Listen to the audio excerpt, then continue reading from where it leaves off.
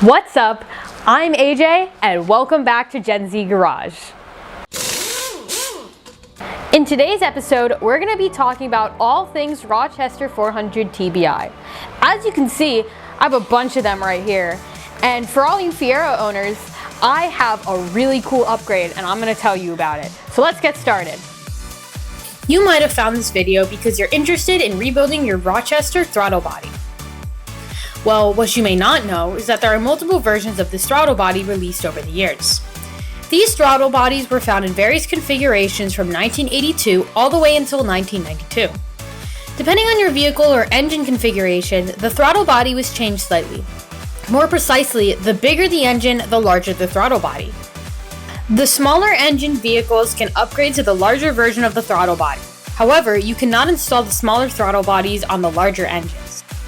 The smallest of these TBI units was known as the Rochester 300 TBI. The smaller bore versions came on 1.8 and 2-liter non-turbo configurations. The larger 300, which I'm holding in my hand, was available in the Pontiac Fiero from 1984 through 1986, and other cars such as the Grand Am, 6000, etc. And this is the one we're going to be rebuilding today. While the 300 was used in most cars, the 400 was used in the Crossfire-injected Pontiac Firebird and Camaro.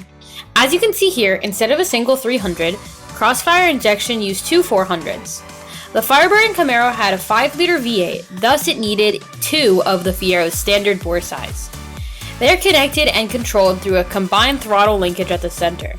However, an identical but even larger version of the 400 was used in the 1982 to 1984 Chevrolet Corvette, and that's what I have here.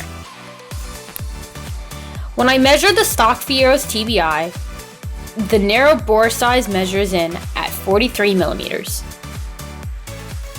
However, when I measure the bore size of the larger TBI from the Chevrolet Corvette, its narrow bore measures in at 46 millimeters.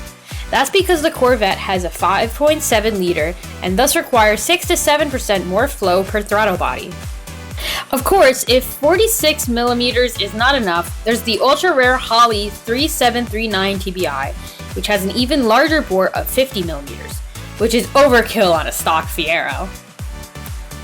All of that being said, I've done a mostly stock rebuild on my Iron Duke, so I'm going to be rebuilding it with stock components, and I don't need the larger throttle body at this time. The identification numbers of all TBI units is located on this tab right here. On this paper, I have a list of all of the numbers and all of the cars they originally came in, and this will be available for you in the description. Before you begin, there's a couple of tools that you're going to need, which generally includes a set of Torx screwdrivers or even a Torx bit driver. The Torx number and size depends on the throttle body you're rebuilding. You'll also want a pair of adjustable wrenches to remove the fuel line connectors. Next, you'll want a rebuild kit. I have two kits in front of me, one for the Crossfire injection system and one for the Pontiac Fiero. A little secret though, the Corvette one can also be used to rebuild the Fiero unit. It costs less and has enough parts for 2 units. You'll also want to order a new fuel injector that's rated the correct flow rate for your application, as well as new or reconditioned sensors for your rebuild.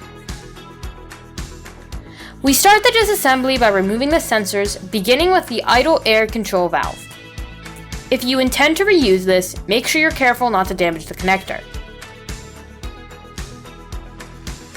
Next, we remove the throttle position sensor.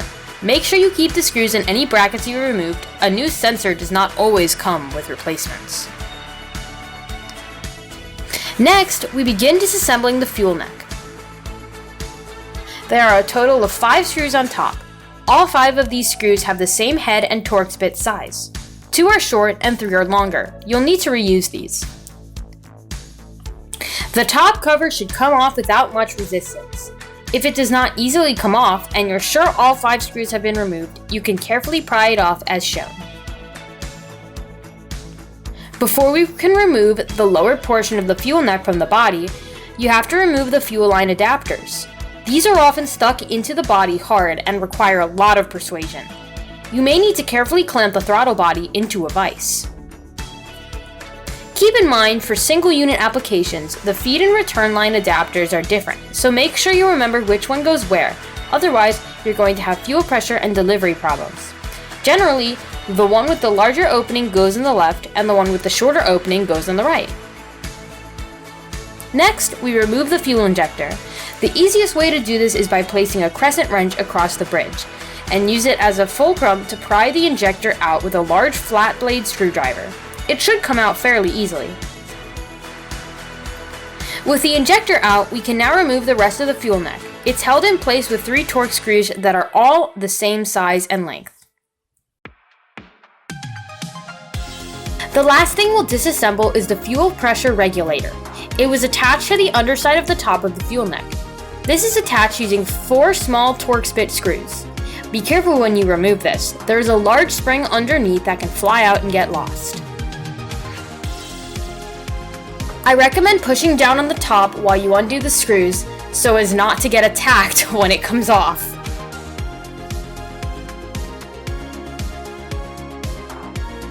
With all the parts disassembled, I begin cleaning everything. First with carb, choke, and brake cleaner. And then I scrub the parts individually with a stiff, bristled toothbrush in a bath of hot water and dish detergent. As you can see, we cleaned all of the parts, and we saved all the old gaskets so we can compare them with the new ones in the box. They look so much nicer than the old ones. The old ones look all crunchy. But we're gonna keep these just in case, but we're gonna put all the new parts in, and it won't be old and crunchy. The first thing I'm going to reassemble is the fuel pressure regulator. It basically installs opposite of how it came apart. Unfortunately, the spring is difficult for me to compress, so I asked my dad to hold it down while I install the screws. Most rebuild kits come with a set of 2 extra long temporary screws that allow you to slowly screw it down so you can install the other screws. I'm rebuilding this to factory specifications, and the factory regulator is non-adjustable, so there's nothing you need to do here that's special. If you've modified your throttle body or the intake, GM sells an adjustable fuel pressure regulator which you can install in place of this unit. It's adjustable using an Allen wrench externally with everything put back together.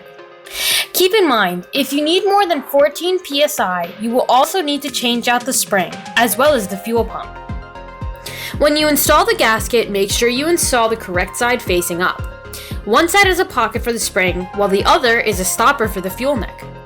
You might also be wondering how I got the pressure regulator casing to look so new. I scored the case with a green Scotch Brite pad, and then lightly sprayed it with VHT's high temperature matte gold flake wheel paint, which correctly matches the original color. With the pressure regulator installed, I move on to the lower part of the fuel neck and begin installing the reconditioned fuel injector. We start by pressing on the new microfilter, which installs first over the injector spindle.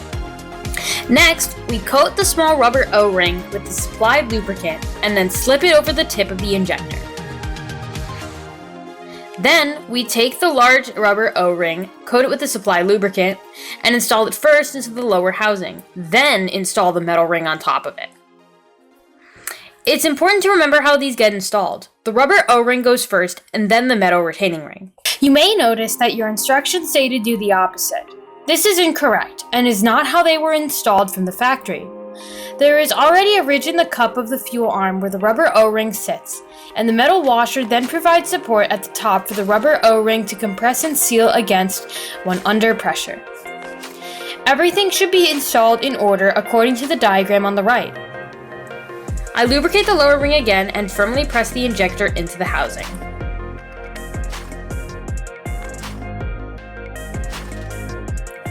Remember that when installing the injector, it needs to go in the correct way.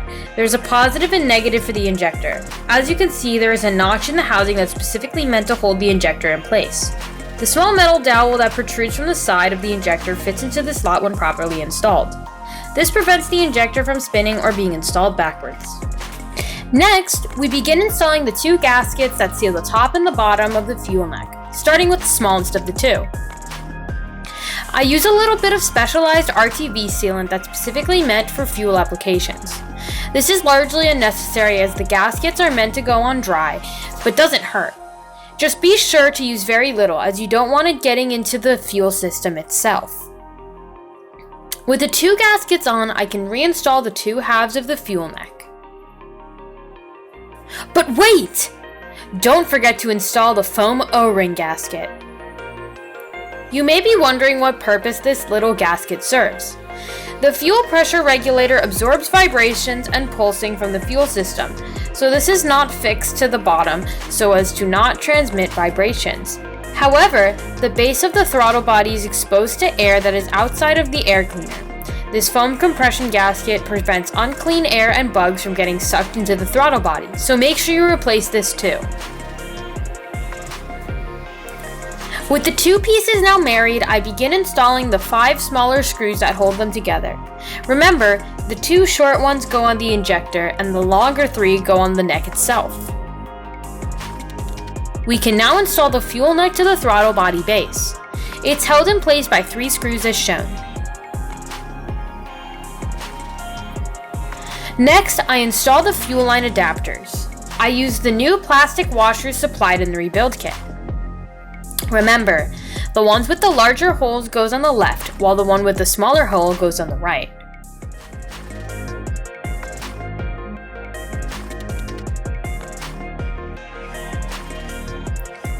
Next, I reinstall the cleaned up idle air control valve.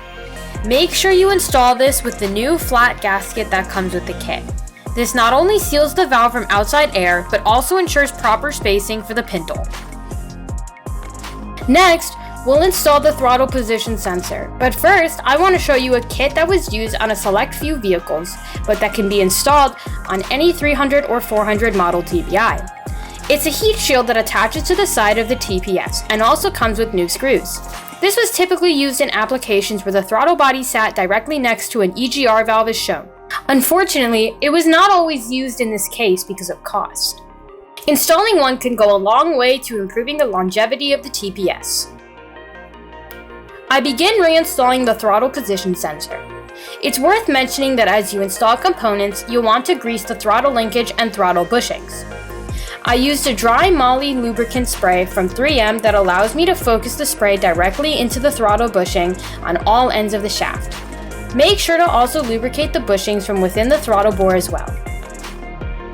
With the TPS and shield installed, the Rochester 300 Throttle Body Injection unit is complete.